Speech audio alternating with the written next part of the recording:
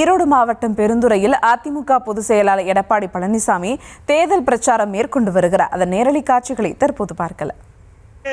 பெருவாரியான வாக்கு வித்தியாசத்தில் வெற்றி பெற வேண்டுமாய் இருக்கிற மூப்பி வேண்டி கேட்டுக்கிறேன். இன்றைய தினம் ஸ்டாலின் நேற்றைய தினம் கூட்டத்தில் பேசியிருக்காரு.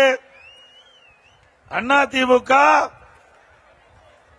பாரதிய ஜனதா கட்சி விழுங்கிவிடும், அதிமுகவை அழித்து விடும் என்று ஸ்டாலின் பேசியிருக்கிறார்.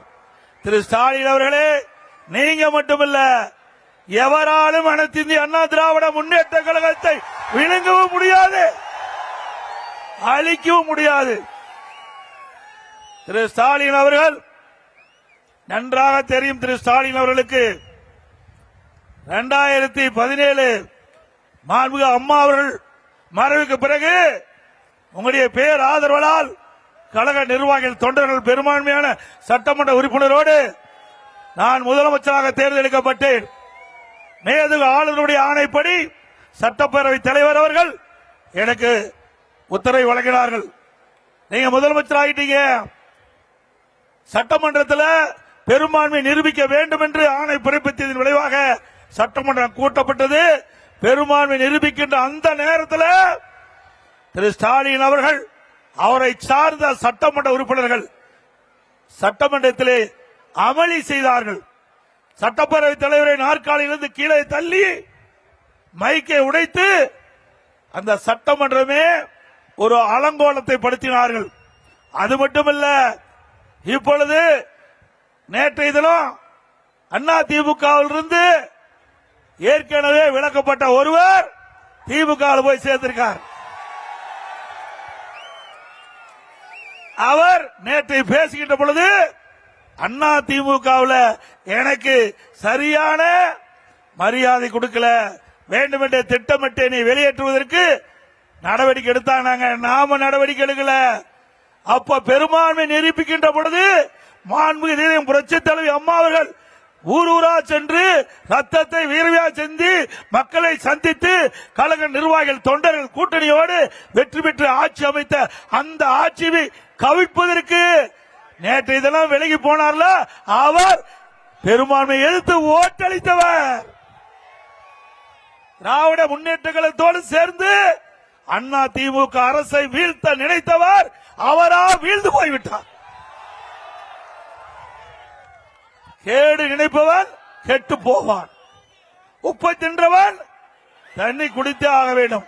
அதே போல இந்த இயக்கத்திற்கு துரோகம் விளைவித்தார். அதனால அவர் வெளியேறி இருக்கிறார். உண்மையிலேயே இந்த கட்சி அவருக்கு எவ்வளவோ அடையாளத்தை கொடுத்தது. பொன்மனச்செம்மல் புரட்சி தலைவர் எம்ஜிஆர் உருவாக்கப்பட்ட இயக்கம், அம்மா கட்டிக்காத்த இயக்கம். அம்மா மறைவுக்கு பிறகு எவ்வளவு பிரச்சனை நாங்கள் சந்தித்தோம். அம்மா இருக்கின்ற பொழுது அவருக்கு தீர்ப்பு எதிராக வந்த பொழுது அவரை நம்பி முதலமைச்சர் பதவி கொடுத்தார். சாதாரணவராக இருந்தவரை முதலமைச்சர் நாற்காலியிலே அமைத்து அமர வைத்த இயக்கம் அதிமுக. அந்த நன்றியை மறந்து பொன்மனச்செம்மல் புரட்சி தலைவர் எம்ஜிஆர் திமுக தீய சக்தி, அதை வேரோடு தமிழகத்திலே அழிக்க வேண்டும், அதற்காக அதிமுகவை தோற்றுவித்தார். அப்படிப்பட்ட பொன்மனச்செம்மல் புரட்சி தலைவர் எதற்காக இந்த இயக்கத்தை தோற்றுவித்தாரோ, யாரை எந்த கட்சியை தமிழகத்தில் இருந்து வேரோடு அழிக்க வேண்டும் என்று நினைத்தாரோ அந்த கட்சியிலே நேற்றைய தினம் திரு OPS அவர்கள் அடைக்கலம் புகுந்திருக்கின்றார். நான் ஏற்கனவே குறிப்பிட்டேன், பி டீம் என்று. இப்பொழுது பி டீம் நிரூபணமாகிவிட்டது. அது மட்டுமல்ல, திராவிட முன்னேற்ற கழகத்துடைய தூண்டுதின் பேரிலே நம்முடைய இயக்கத்திற்கு பல்வேறு இடையூறுகளை செய்தார். வழக்கு மேல் வழக்கு போட்டு இந்த இயக்கத்தை முடக்க பார்த்தார். அத்தனையும் மக்களுடைய துணை கொண்டு, இறைவனுடைய துணை கொண்டு, கழக நிர்வாகிகளை துணை கொண்டு அத்தனையும் தவிடுபொடியாக்கப்பட்டது. அதிமுக இயக்கத்திற்கு யாரெல்லாம் துரோகம் செய்ய நினைத்தார்களோ அவர்களை எல்லாம் நம்முடைய பொன்மனச்செம்மல் புரட்சி தலைவர் எம்ஜிஆர், இதயம் புரட்சி தலைவி அம்மா ஆன்மா விரட்டி அடிக்கப்பட்டு விட்டது. இப்பொழுது அதிமுக ஒரு தூய்மையான இயக்கமாக, எவருக்கும் அஞ்சாம இருக்கின்ற இயக்கமாக, எத்தனை சோதனை வந்தாலும் அத்தனை சோதனைகளை வென்று இன்றைக்கு தமிழகத்திலே ஒரு வலிமையான இயக்கம் அதிமுக இயக்கம். இன்றைக்கு ஸ்டாலினால் ஒன்று செய்ய முடியல. எவ்வளவோ பிடிஎம் தூண்டிவிட்டு பார்த்தார், அத்தனை நாம் முறியடித்து விட்டோம். மக்களுடைய செல்வாக்கு மிக்க இயக்கம் அதிமுக இயக்கம்.